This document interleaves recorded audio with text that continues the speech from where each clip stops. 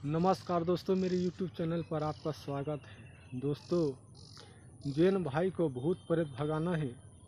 वो मंत्र मैं देवत हूँ, वो मंत्र सिर्फ याद कर ले।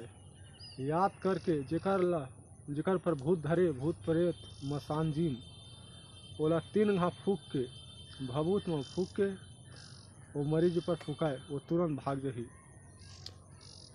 अब ओकर मंत्र सुन।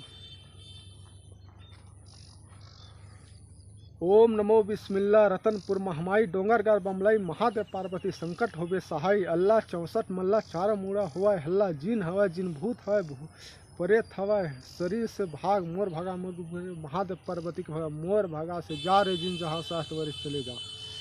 दोस्तों, ये मंत्र भूत भगा के अब भभूत ला भागना है तो कर मंत्र बताता हूँ।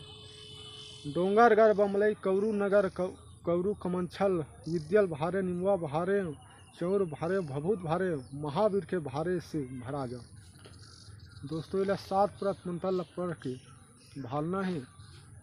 ओकर मरीज ऊपर भूत धरे तेकर पर 7 प्रत फूक दे, तुरंत भाग जही। जय माँ चंडी।